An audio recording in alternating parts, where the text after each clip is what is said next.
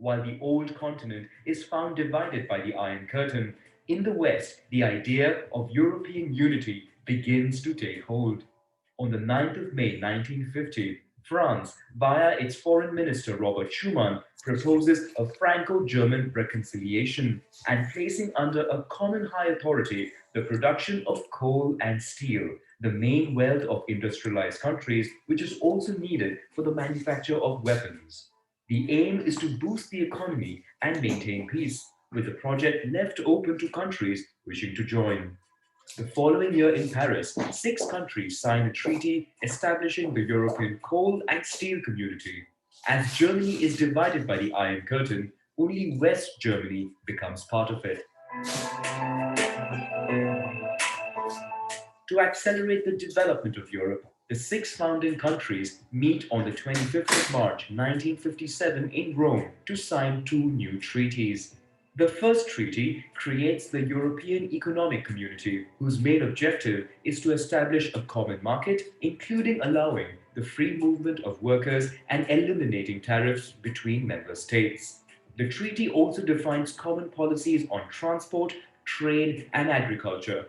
The Common Agricultural Policy, among other goals, aims to increase agricultural productivity, offer reasonable prices, and ensure a fair standard of living for farmers. The second treaty establishes the European Atomic Energy Community, coordinating civilian nuclear research programs. The Treaties of Rome enter into force in 1958, but it would take several years for its policies to be implemented. Many countries asked to join the communities, including the United Kingdom, but France, under the leadership of Charles de Gaulle, vetoes the accession request, considering the UK as too close of an ally to the United States. The institutions of the three communities are merged to enable more efficient functioning. There is now a single commission composed of commissioners chosen by the heads of state. Its role is to propose European laws in the common interest of its members. There is the Council, made up of ministers of the member states, and whose role it is to approve, modify, or reject the proposals of the Commission. There is the Parliament, representing the people of Europe, and which also gives its opinion on Commission proposals. Its power would increase over forthcoming treaties. Finally, there is a Court of Justice that rules over the legality of decisions taken.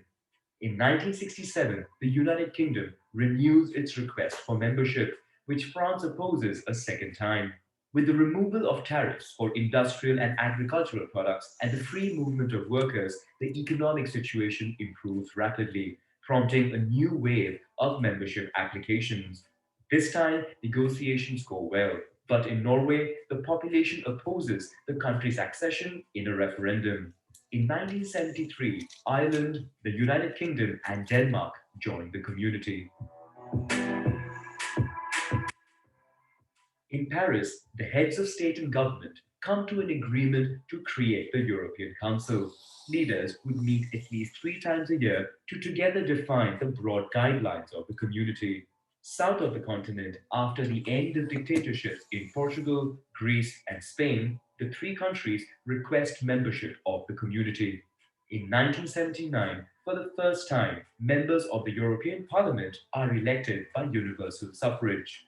In 1981, Greece joins the community, while the following year, Greenland, which receives more autonomy from Denmark, chooses to leave the community after a referendum. In 1984, the United Kingdom under Margaret Thatcher says it does not benefit enough from the Common Agricultural Policy, which then represented 80% of EU spending.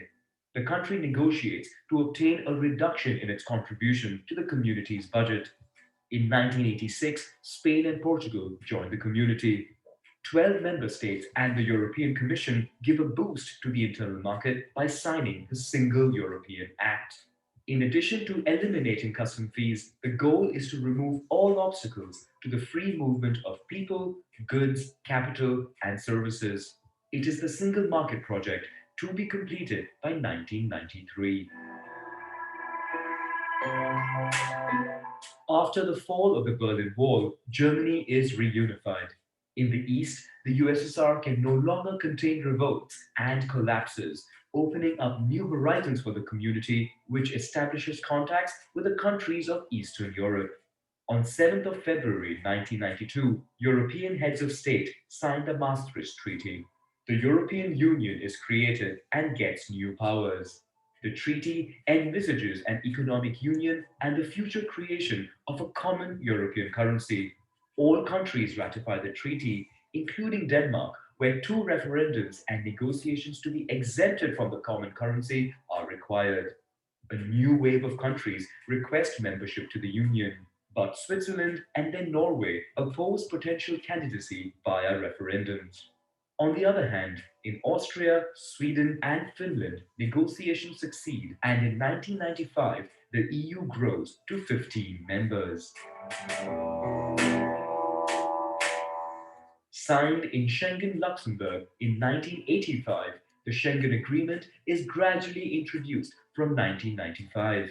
Its objective is to abolish border controls and therefore have total freedom of movement within the European Union.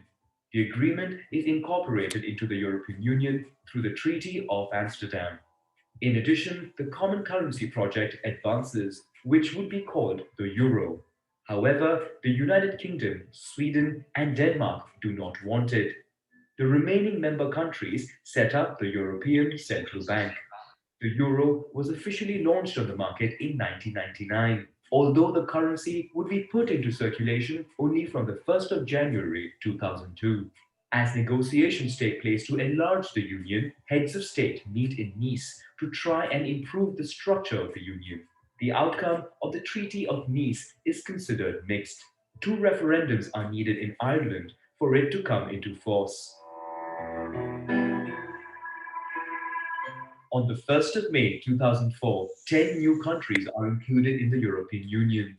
All new members join the Schengen area with the exception of Cyprus, as part of the island is controlled by the Turkish army since 1974. After the half failure of the Treaty of Nice, the 25 heads of state meet in Rome to again try to streamline the functioning of the European Union.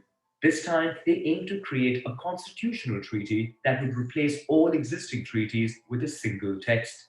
This sparks heated debate across Europe. Fearing an overly powerful European Union at the expense of national sovereignty, the French and Dutch populations oppose the treaty via referendums. This triggers a period of reflection and in depth consultation within member states. On January 1, 2007, Romania and Bulgaria joined the European Union.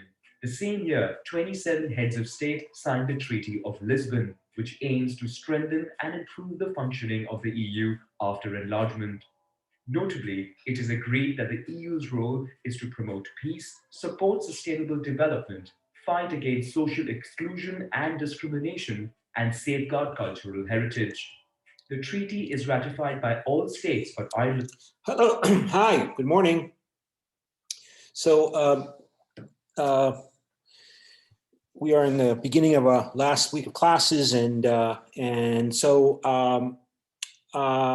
we are going to begin meeting individually with students, of course, during the week as well. So after this meeting, oh, that's old. Sorry, let me close that and open up the lesson plan. Where is the lesson plan? I think I already opened it. Yes, here's the lesson plan for, and that should be December 7. So you see here that we have a debate on Friday with me, I guess, as Khan. So I don't think this applies to anybody, but if anybody has not yet signed up for a debate for whatever reason, you have one last chance to sign up for a debate for this coming Friday. And on pro, we have Cho Hyun-jun and Lee Sang-moon, presumably against me, on two South Koreans, European integration is a blueprint for global integration. So, well, that'll be interesting. That'll be interesting debate. And of course, you should submit your 150-word or more essay paragraph by Wednesday to Cyber Campus on that topic. And just to remind you about the meetings, and I have to go back to screen share, and I thought I had, here we go screen share, And conference sessions we have here.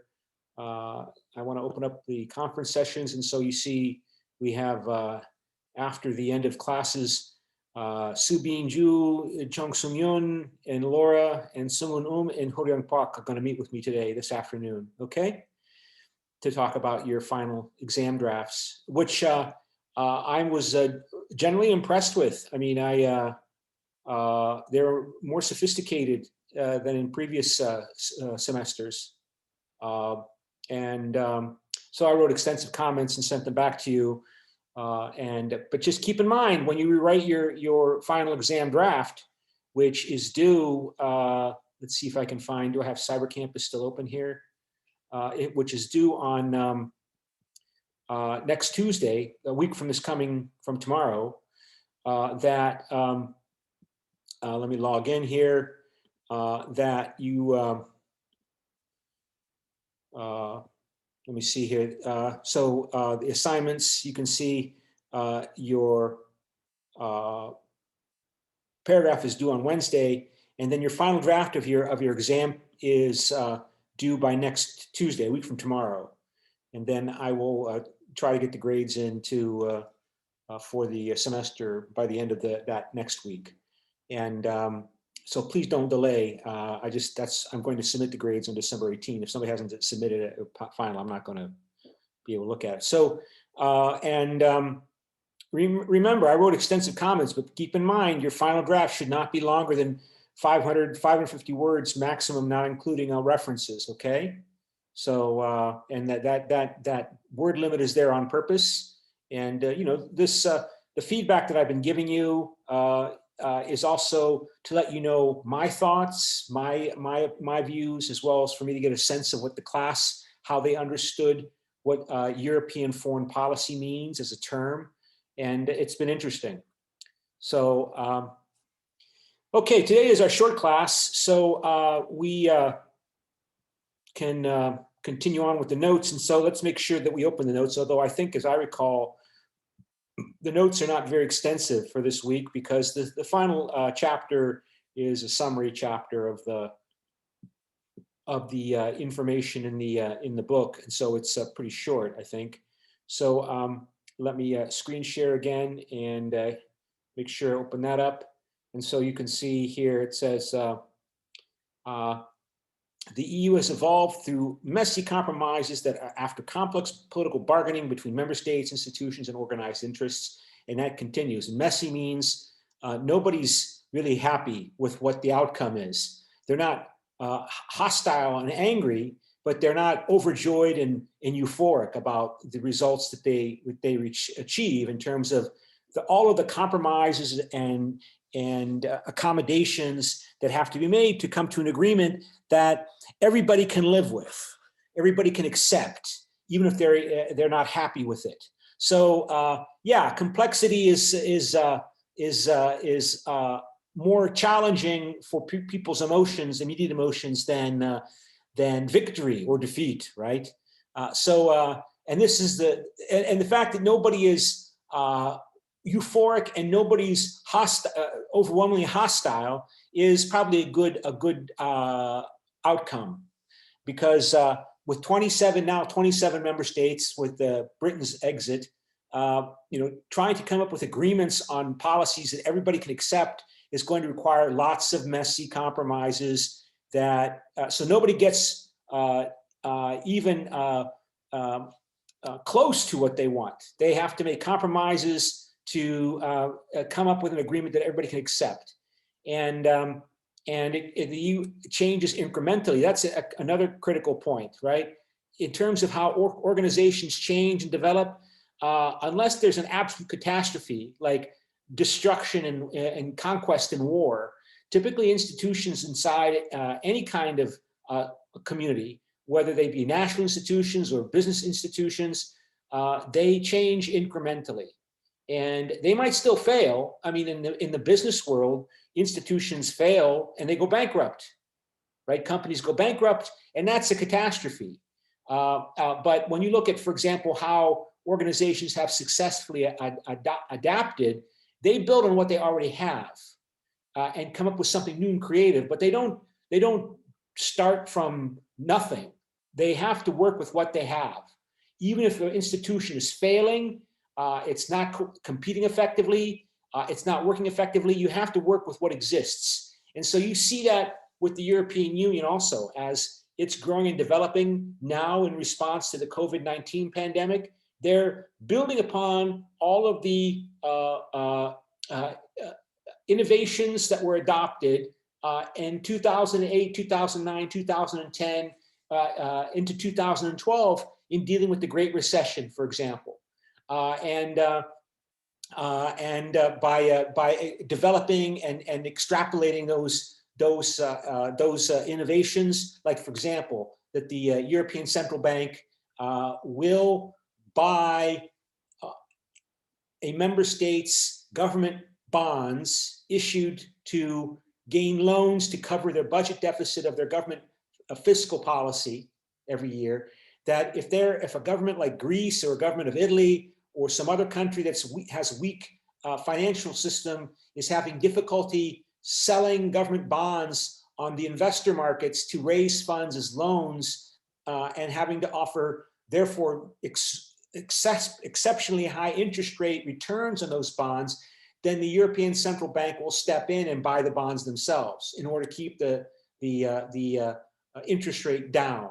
And that we talked about how that was implemented by the previous central bank director, Mario Draghi, the Italian, who was replaced a year or two ago by the current director of the European Central Bank, Christine Lagarde, the French former finance minister and former head of the International Monetary Fund. And the media talked about how Mario Draghi brought out his big bazooka, his big anti-tank weapon, that for the first time, the European Central Bank declared that it will do whatever it takes to keep a country in the Eurozone. It will not default. Countries will not default. They will always be able to sell their bonds to cover their annual government budget deficit, their fiscal government budget deficit, because if necessary, the European Central Bank will buy them itself, and it will print money, basically. It'll print euros. The European Central Bank will print euros to buy those bonds. And I honestly don't know if the European Central Bank ever had to do that. Actually went out and bought Greek Central Bank, Greek loan, treasury bonds. Maybe it did, but I don't know about how many they bought, and it would be worth checking. But the point is the very fact that the European Central Bank made that statement boosted the confidence of the international investor community, you, me, all of the thousands and hundreds of thousands of investors in the Eurozone, because we don't expect that a country that's in the Eurozone was ever going to leave. And in other words, the risk level of investing in Greek bonds or Italian bonds or Spanish bonds or Irish bonds is low because they're never going to leave. They're never going to default. And so that's an example of how in 2020, even as the world is facing the worst economic situation in 80 years since the Great Depression, they're still building upon policies and practices that were established previously and intensifying them, accelerating them, expanding them, while coming up with new developments on the basis of that foundation. Like, for example, it's the new incremental development on this foundation is that the European Commission is going to be in charge of raising funds by selling European Union bonds on the international financial markets to get that money, to loan it to Italy, France, all of the countries, Spain, all of them that were deeply hit by the economic downturn due to the coronavirus. So that's a new development, but it builds already upon the foundation that the European Central Bank said 8 years ago, somebody somewhere is going to buy the bonds. Somebody somewhere is going to be issuing bonds that the European Central Bank will promise to repay, right? The European Central Bank's authority has expanded greatly, and now it is promising that whoever buys those bonds will be repaid. And if necessary, the European Central Bank will print the euros to pay it back.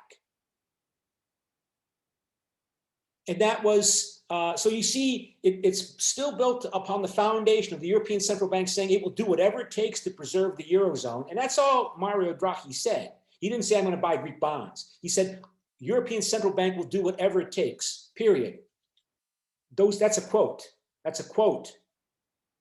Those were his words. No more specific than that, very vague in general. And everybody interpreted that to mean Greece will be able to sell its bonds back in 2010.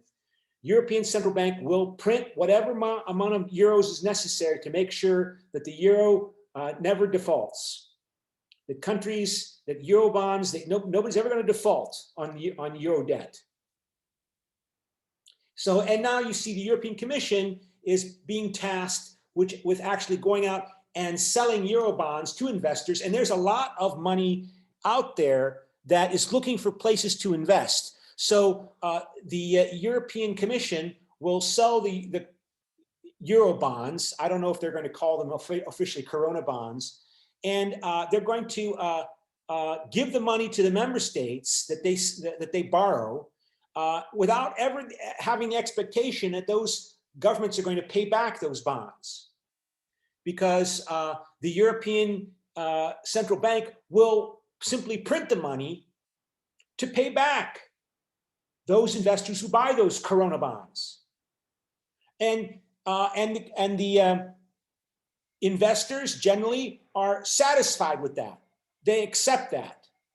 They accept that because they believe that basically, for a number of reasons, the foundation of this is Germany. That Germany is making sure that this Eurozone experiment succeeds, and that the Germans, everybody has confidence in the Germans' ability to manage their finances. And they're the economic foundation for this initiative. And you know, if you follow the media reports, they've been highlighting how there's hundreds of billions, even many hundreds of billions of dollars and other money in the currency in circulation that are having difficulty finding places to invest in. And that's one of the reasons why interest rates are so low, despite the tremendous deficits that these governments are accumulating by spending much more money than they're taking in taxes. We don't see any kind of indication that inflation is a problem anywhere in the developed world, in the US, Europe, Japan, South Korea.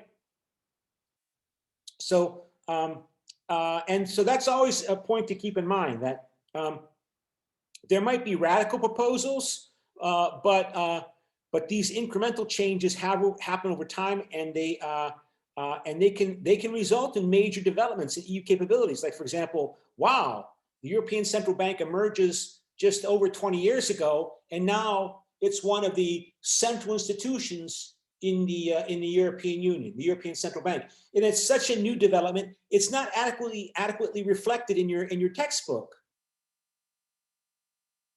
I mean, your textbook is published in 2018. That means it was probably finished writing in 2017, early 2018.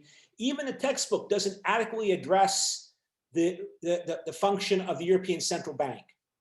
And the central bank is a relatively young institution, the European Central Bank. And now it's one of the most powerful, important institutions in the European Union, equal to the Commission or the Council, certainly the Parliament. So enormous efforts are made to reach policy decisions that are acceptable to all. And keep in mind that that means it takes a long time and it's slow compared to nation states like US, for example, in terms of the speed with which they can act. Still, any policy creates winners and losers. Therefore, the EU makes great efforts to avoid creating clear losers. So that's one of the reasons why the European Union prefers to exploit regulations and coming up with new regulations, because regulations in highly complex developed economies tend to be highly complex and focused and specific. Regulations tend to be highly complex, focused and specific, and generally boring to people whose livelihoods or whose professions are not connected to those regulatory agencies, or are not connected to those fields that are regulated by those new regulations. So in other words, public opinion is less likely to be mobilized by scare tactics and demagoguery if the European Union is focusing on regulation as how it goes about its tasks of attempting to regulate the European communities, the European peoples towards a ever closer union. And doing so is necessary to maintain support for the European Union, because like we've talked about in these classes, right? The people that are most excited about the European Union are people like you and me, the elite, people highly attentive to politics, international relations. We're all excited about the European Union. We are the ones who talk about it all the time.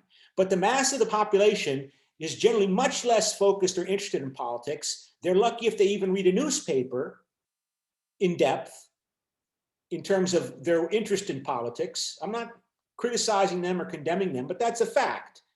And the typical person in Italy or France or Britain is nationalistic.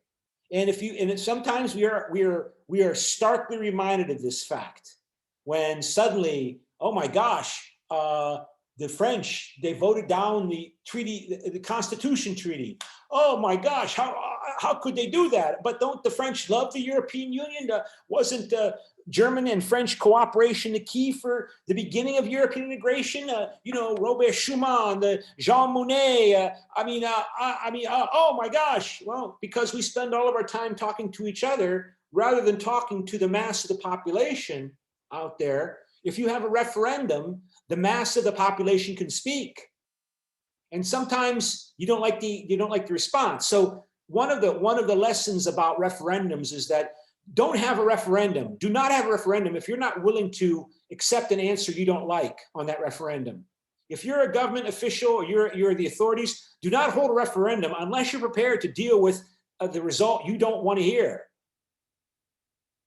If you're not prepared to deal with that, don't have the referendums. And so, like I told you, since the Lisbon Treaty came into force in 2009, 11 years ago, no more referendums. Even as the European Union continues to elaborate and develop and acquire more authority, they're doing it without holding new treaty, formal treaty modification process with the Intergovernmental Intergovernmental Conference, leading to a new treaty, and then they sign it. No more of that. The unwritten rules of EU policymaking are critically important in reaching consensus, right? And this, again, reflects that focus on constructivism, that the European Union, to explain the European Union, you have to take into consideration the commitment by the leaders of the European Union to make this work, right? It's an idea in the minds of the establishment authorities in the European Union. And they're challenged. They're challenged even within Britain, you saw. I mean, the challenge was effective enough to formally cause the United Kingdom to leave the European Union, although what that really means, we're still trying to wait to see what happens, right? Negotiations are continuing. What I think probably is going to happen over the next couple of weeks is they're going to come up with a provisional agreement, and they're going to extend the negotiations in the next year. And who knows, this is probably going to take a long time to come up with a new formal relationship, but one which allows the close collaboration, cooperation, coordination to continue, but not officially as part of the European Union membership of Britain, because Britain will not be formally a member. But they're still going to collaborate and cooperate and coordinate through the ongoing negotiations. That's going to take a year, another year. So they'll be talking, and again, it'll become detailed and technocratic, and it will be focused on specific issues about, for example, how do you regulate fisheries, and there'll be trade-offs and concessions, and it'll all become highly regulatory and detailed and specific, and people, most of the people will generally lose interest, even or lose focus on it, even as these negotiations are continuing during a transition period over who knows how many months and years.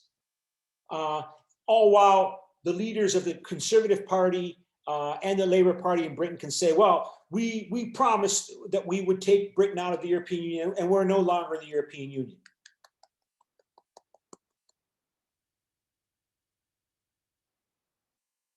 But the very fact that they're talking and negotiating about what Britain's relationship is going to be with the European Union is the process of collaboration, coordination, cooperation, intensive dialogue. And that's what the European Union is all about. Intensive, multi-layered dialogue, multi-level dialogue. You know, the European Union is a governance process, as been described in your textbook. So the authors go on to say the European Union has evolved almost by stealth into a global power because of economics for the most part, right? But it does not have the diplomatic power instruments to use this power as effectively in world affairs as one might hope. And so, for example, you might ask, well, why does the European Union need a common security and defense policy, a CSDP? Why does it need a military side, a military arm? Well, even if the European Union wants to engage in peacekeeping and peace building, to recover societies, to rebuild societies that have destroyed themselves as a result of civil war, you need peacekeeping forces, right? You need peace, and where are you going to send? Who's going to send the peacekeeping forces to the former Yugoslavia, to Bosnia, or to Macedonia, or Kosovo? You're going to send the French? Well, a lot of people in the Balkans are suspicious of the French. They think the French and the Russians are sympathetic to the Serbs. So if you're a Croat or you're a Bosnian Muslim, you might not be so happy with that. Plus, that's a lot of resources, and the French can make mistakes, and sooner or later the French might end up appearing by accident, unintentionally, as favoring one side in the conflicts in the Balkans over another side, and that will intensify and ignite nationalist suspicions and insecurities and fears. So you can't just have the French send peacekeepers. You certainly can't have the Germans send peacekeeping forces as the German army, given what Germany did in World War II. What's the other model? Let's look at, for example, what's going on in the Caucasus between Georgia and Armenia. Because of the lack of activity there by the European Union and the Americans, the Russians are intervening. And the Russians, because here we are in Christmas time, right? You and I do not believe in Santa Claus, right? You don't believe in Santa Claus. I don't believe in Santa Claus. Nobody gives you something for free. They want something in return. So the Russians are sending peacekeeping forces to Nagorno-Karabakh between Armenia and Azerbaijan, and they're expanding their influence and control in the area. So now Armenia is never going to join NATO. It's never going to join the European Union because the Russian peacekeeping forces are there. And Russia does not want Armenia, not to mention Azerbaijan, or any Caucasus country in that area joining the European Union, not to mention NATO. But there was a lot of talk among Georgia back in 2008 joining NATO. Georgia had applied to join the European Union. Armenians would be the first to claim we're Europeans, our destiny lies with Europe, et cetera, et cetera, et cetera. Now they're not going to be able to join because the Russian peacekeeping forces are there. So that's what happens when one nation state plays the role of intervening as the peacekeeping force in a conflict. So just to show you, right? I wanted to highlight that to you, if I can find it here. I thought I had that here. Oh, maybe I have it somewhere else. Yeah, I can't, I think I have it for the other class. Oh, here it is. Okay. So now I have to stop share and then resume share and go, if I can find it here, and share. Yeah, here it says, so there was a war, thousands died, a war everybody knew was coming sooner or later because the Azerbaijanis were buying lots of weapons with their oil money. And it says here, in Nagorno-Karabakh peace deal, Putin applied a deft new touch, according to this news report.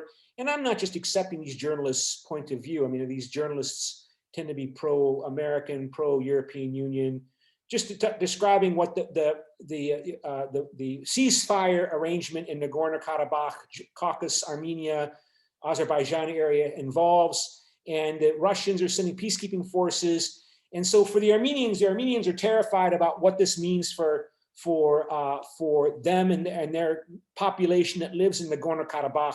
I showed you this already. I'll open it up again if I can find it here. Wikipedia entry for the Caucasus. I think, I'm sure they have a Wikipedia entry for Nagorno-Karabakh. So, and so stop share, and I got to go back to reshare, share screen. And so here you go here. And so here's Nagorno-Karabakh. This is Nagorno-Karabakh, and this is an Armenian region. Armenians live here, overwhelmingly Armenian, surrounded by Azerbaijan. And then this is Azeri population lives here, separated from Azerbaijan by Armenia, because these populations are all intermixed together. It's not like Koreans live all in Korea. You've got Armenians living here, and it's like in Bosnia, like in Macedonia, similar in the Caucasus region, right? So, and so the Russians have sent their peacekeeping forces. Azerbaijan has taken back most of this territory that was because the Armenians had taken this territory around it and trying to annex this. So the Azeris counterattacked and they took back almost all of it, except this area. And the Russians are going to keep sending peacekeeping forces from Russia here, right, to protect these people. What else is here in this little map here? Oh, here's the ethnic makeup of Nagorno-Karabakh. So you can see this is mainly Armenians are red. These are Azeris are Turkic peoples related to Turkey, Turks in Turkey. So you can see even here, there's Turks and Armenians intermixed together, right? Like in Macedonia and the Balkans on the other side of the of Turkey. Is this? Yeah, this is somebody's updating these websites all the time here. So this is the final borders of the conflict after the Bishkek Protocol. Where's Bishkek? I can't remember where Bishkek is. Anyway, it's a provisional ceasefire. Oh, Bishkek, Kyrgyzstan, in Kyrgyzstan, right? So this is the ceasefire agreement, and I don't. And you can see, I just want to highlight this, go back to the news report here. So the Armenians are saying, well, how are we going to protect ourselves from these Turks now that they've taken back so much of the territory and Nagorno-Karabakh is no longer connected to Armenia? For Armenians, many of whom had looked to build closer ties to the West in recent years, the war was a harsh reminder that Russia remains critical to their security. Because of Azerbaijan's main ally, Turkey, posed what many Armenians consider to be an existential threat, Armenians have come back to our default position, the reflexive perception of Russia as the savior, said Richard Giragosyan. This Yan is a typical last name ending for Armenians. So whenever you see that Yan at the end of the name, it's an Armenian name. Said Richard Giragosyan, a political analyst based in Yerevan, the capital of Armenia. It was Russia that offered refuge to and fought with Armenians against Ottoman Turkey during the Armenian genocide that began in 1915. Armenia is now more firmly locked within the Russian orbit with limited options and even lesser room to maneuver, Giragosyan said. The future security of Nagorno-Karabakh now depends on Russian peacekeepers, which gives Moscow the leverage they lacked. Remember, we don't believe in Santa Claus, you and I, right? And so there's been proposals that, what are Armenians in Nagorno-Karabakh going to do? How about if Nagorno-Karabakh joins with Russia, becomes part of the Russian Federation?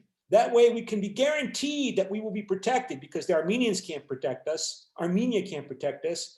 Echoing other ethnic Armenians in the area, Mikhailian said he saw one clear path, whoever, one clear path to a sustainable peace, Nagorno-Karabakh becoming part of Russia. The idea seems far-fetched, but has been floated by political figures in Russia and Nagorno-Karabakh over the years, though not by Putin, president of Russia. What else is to be done? Mikhailian asked after taking another look at the blown out hotel room door of his hotel, the TV ripped off the wall, the trails of blood still stuck to the third floor. The European Union is doing nothing. The Americans are doing nothing. The European Union is doing nothing. And the Americans are doing nothing. So we have no choice but to do whatever Russia wants us to do for Russia's interests, because we don't believe in Santa Claus. So to go back to the notes, and I have to stop share and go back to screen share and go back to the notes.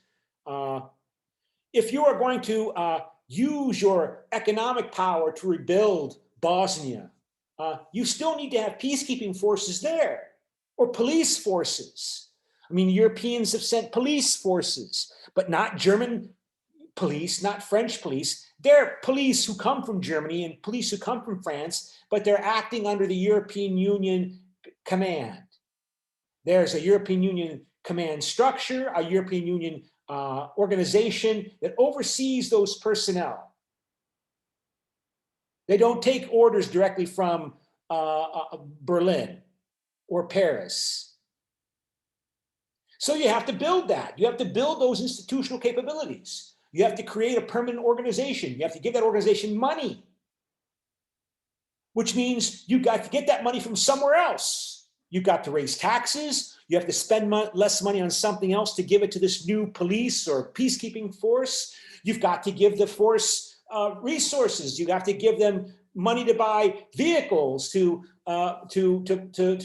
supply them. You have to do everything. I mean, I think, what did I see at once? That it costs, for every soldier deployed in peacekeeping, in a peacekeeping situation anywhere in the world, you need 2 soldiers to provide logistical support.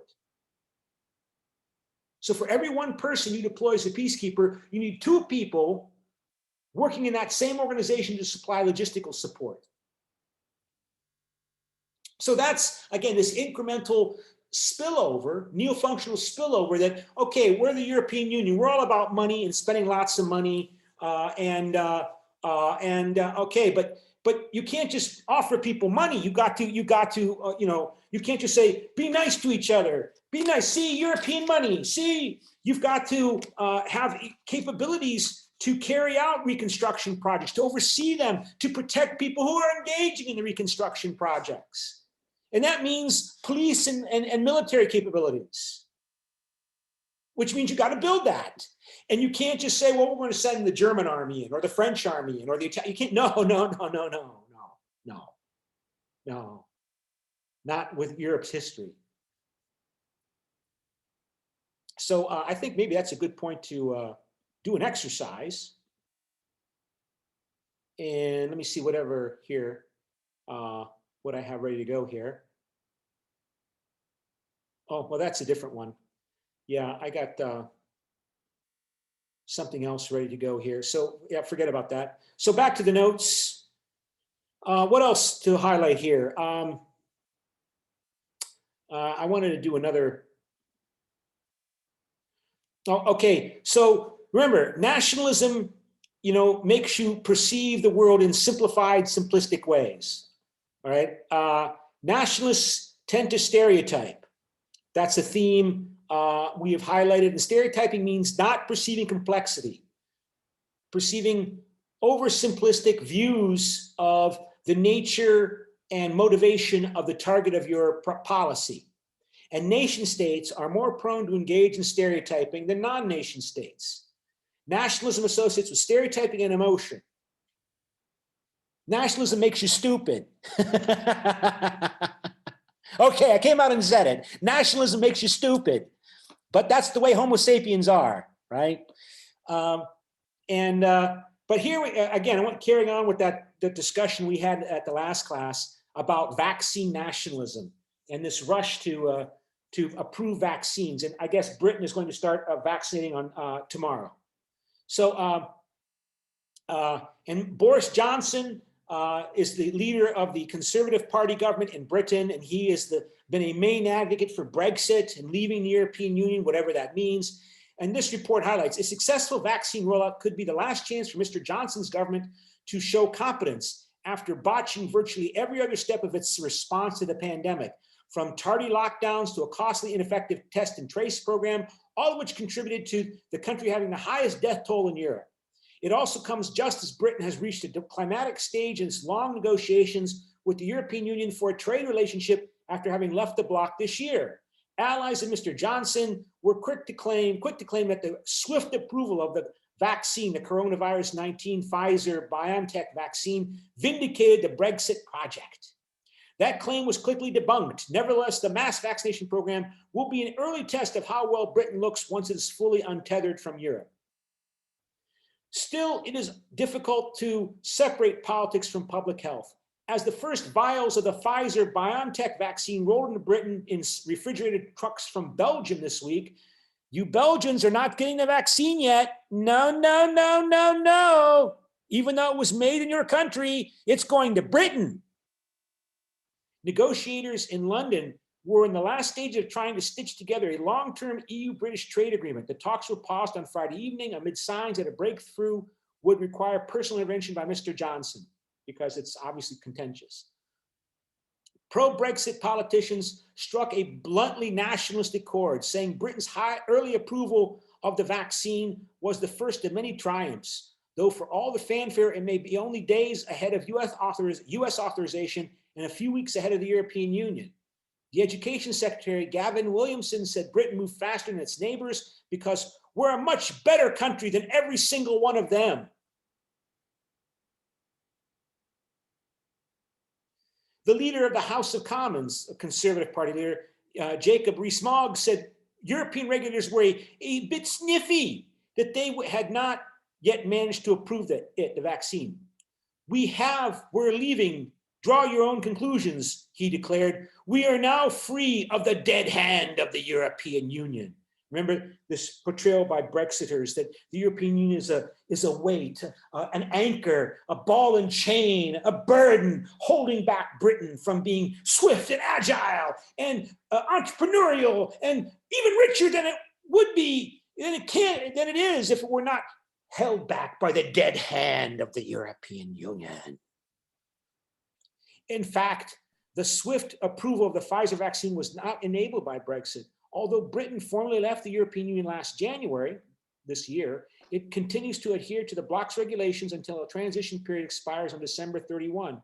The British health regulator invoked an emergency power available to all European Union members to move faster in the case of a pandemic. Anybody could have done this in the European Union. Germany, France, Spain, Italy, Belgium. Still, the optics of Britain striking out on its own ahead of France and Germany are appealing because they play into the pro-Brexit argument that a Britain unshackled from Brussels will be more agile and flexible, able to act as a free agent in the global market for everything from vaccines to ventilators. Remember, nationalists tend to stereotype, right? They tend to see the outside world in terms of threats and opportunities with regard to their own nation state. That's how they understand the world out there in terms of other nation states threatening or supporting their own nation state, and they tend to overestimate their relative power capabilities. Right? They believe they can do anything. And the best example is Hitler's Germany. It actually believed collectively that it had the possible capability to conquer the world.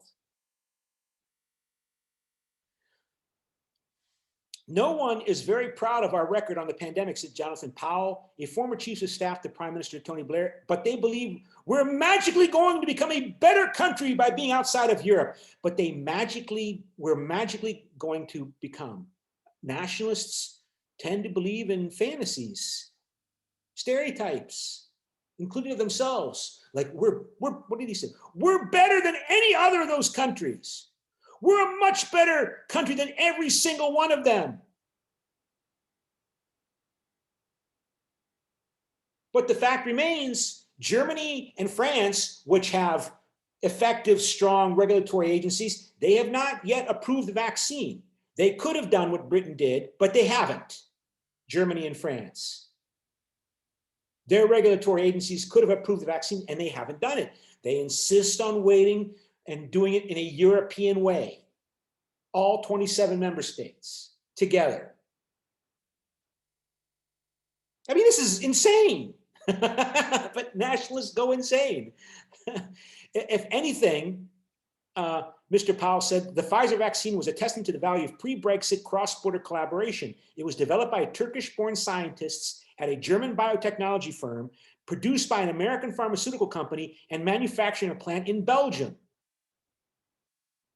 Brexit has colored Mr. Johnson's handling of the pandemic in ways obvious and subtle. Keep in mind, you can't understand public opinion unless you understand nationalism.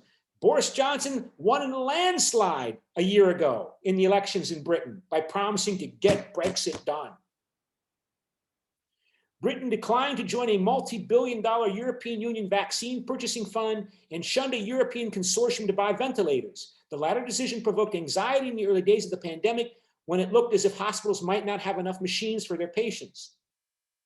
In the end, the hospitals were able to cope with the demand. On Monday, Mr. Johnson boasted that Britain, acting on its own, was the first country to pre-order supplies of the Pfizer vaccine, securing 40 million doses. All told, it has ordered more than 350 million doses of 7 vaccine candidates, hedging its bets in case some do not pan out. But Mr. Johnson diverged from other European leaders in waiting until late March to impose a lockdown. This fall, amid a second wave of the virus, he again moved more tentatively than leaders on the continent, imposing a nationwide lockdown only in November. Critics say those delays cost lives. Britain's death toll just surpassed 60,000. This person, Professor King, whoever that is, he and other experts expressed less concern about the British regulators' rapid approval of the Pfizer vaccine. Britain's Medicines and Healthcare Products Regulatory Agency, they said, had a history of independence and reputation across Europe for thoroughly vetting new drugs. So, please respond to the following statement. Unlike the UK, France and Germany have not used the European Union's National Emergency Authorization Permission for their Pfizer-BioNTech COVID-19 vaccine because France and Germany must emphasize European solidarity. Is it very likely? Likely? Neutral cannot decide. Unlikely? Very unlikely. So let me go back to the exercise here, stop share, go back to polling, and ask you to vote on whether or not that question. So please vote. Very likely, likely, neutral, unlikely, very unlikely. Are France and Germany not doing what Britain just did, going ahead and approving it by their own national regulatory agency, whatever the German one is called or whatever the French one is called? They're waiting because they want to do it in a 27 member state agreed position.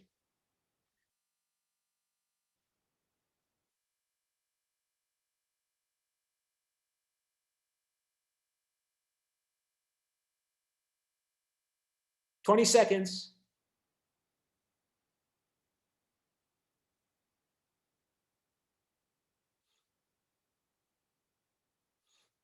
"10 seconds. 5 seconds. Okay, so there you see the results. And most of you, most of you think it's likely that they're paying this price of not approving, doing what the British agency did and approving the vaccine, because I'm sure the German agency is just as good as the British one, and the French agency is just as good as the British one as well. But they didn't do what the British agency did. So they're paying some kind of cost, France and Germany, because they want to maintain European solidarity. And as I said, every day, 10,000 people around the world are dying from this virus. Now, well, I don't know the details beyond what I read in the New York Times. Maybe the Germans are stockpiling vaccines. Maybe they're already distributing them. Maybe they're, who knows? Maybe they're already I don't know. Maybe when the Germans and French and the European Union meet and finally approve the vaccine, you're going to see something amazing happen, that they've already deployed all the vaccines. It's just a matter of, you know, and they'll vaccinate their population more rapidly than the British will. I don't know. But they better come up with something, because, you know, if you're a German, I can imagine if I'm a German Eurosceptic in the Alternative for Germany party, or I'm Marine Le Pen of the National Rally in France, the Eurosceptic far right party there, and I'm saying, are we really waiting to approve the vaccine for France because we want to have European solidarity, when every day hundreds and hundreds of French people are dying from this vaccine? Whereas the British, they don't feel the need to show European solidarity, and they've gone ahead already and approved the vaccine, but we're not doing that here in France because we're concerned about the European Union and European solidarity. So if you're Emmanuel Macron, you better have an answer to that. Or if you're Angela Merkel, you better have an answer to that in Germany. Because if I'm a political, those people are there in Germany and France who are going to exploit whatever they can, like Donald Trump in the US, exploit anything they can to get support. And saying, why aren't we approving the vaccine? I mean, Britain did. It's manufactured in Belgium, here on the European continent, and it goes out, the first place it goes to Britain.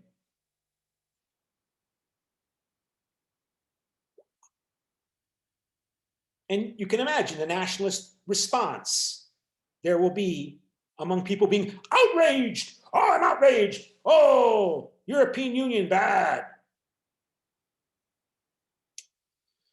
So, okay, so we just have a couple minutes left, and I guess we can go back to the notes. And so I was going to ask you maybe to, by the time we get this, we only got a couple minutes, so I can't really do a group exercise. Sir, if I'm not mistaken, we didn't do. Oh, yes, thank you. Attendance, thank you. See, I would have forgotten. I knew I was forgetting something. There was something in my back of my mind. Okay, policymaking in the European Union, attendance, week 15, and add, and smart attendance. Go, your number is 161.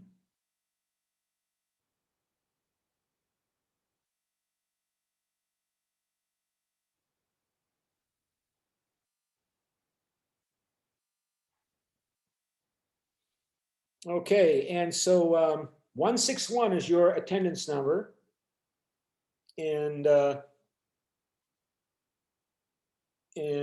I'll let that play out. And I think that's about it for the, let me see. So screen share, go back to the notes. And there we go, and share. And okay, so you can see, so the European Union is a complex entity, and political scientists and social scientists struggle to try to define what it is. If we view it as a governance system or as a strategy for peace in Europe, okay, you can still criticize it, as I did on my comments on some of your papers, right? That European foreign policy is so positive, right? It's so peaceful, it's so transcending of European nationalism. But why doesn't other Europeans, like the Russians, why don't they love European foreign policy? Why are they reacting hostile, in a hostile, belligerent, bloody way when Ukraine attempts to integrate more closely to the European Union? Is it because Russia thinks the European Union is basically the soft civilian side, power side, a soft civilian power side of NATO? And basically it's a way by which the United States organizes Europe to be more effective in supporting Washington's hegemony in the world. That was the question we raised. So I think that's where we have to stop today. And if anybody has any questions, if not, then I will have to stop the class, end the class, okay? So I'll start talking to you later today. Bye-bye.